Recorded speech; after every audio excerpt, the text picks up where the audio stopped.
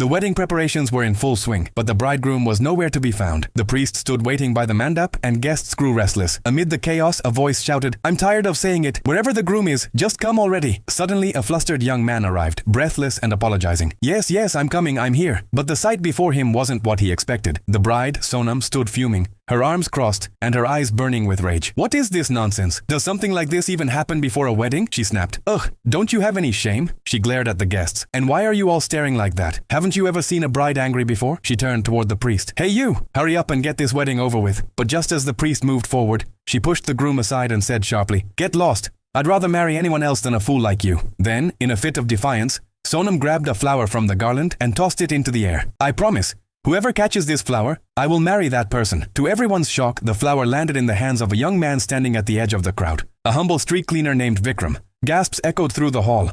"Wait, is Sonam going to marry a cleaner now?" someone whispered. A rejected suitor stepped forward, furious. "Sonam, you turned me down and now you'll be with a poor street cleaner? Fine, live your life with him and suffer." Sonam's expression softened for a moment, but she stood her ground. "Oh God, what have I done?" she whispered to herself. Just then, Vikram's grandmother walked into the scene, beaming with pride. "Guess what?" she announced. "You've just met your future daughter-in-law." Before Vikram could respond, his grandmother grabbed his hand. "Where are you taking me?" he asked. "To meet your in-laws, of course." Later at Sonam's house, Vikram shyly handed Sonam a small gift. "Will your mother like this?" he asked. "Why not?"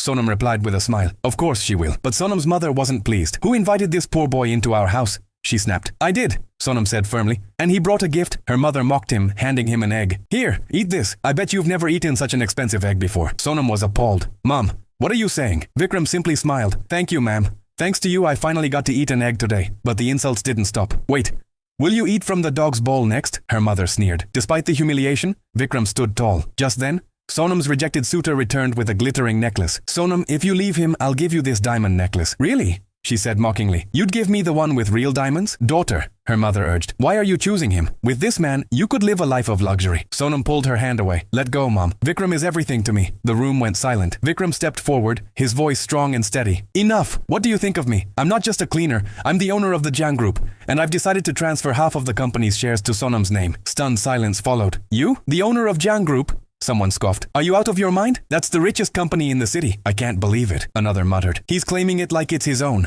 Just then, a luxury car pulled up outside, and a well-dressed woman stepped out. Gasps filled the room. "The richest person in the city? Here?" someone whispered. The woman entered, her presence commanding attention. She looked around and said coldly, "Who among you said my grandson was lying?"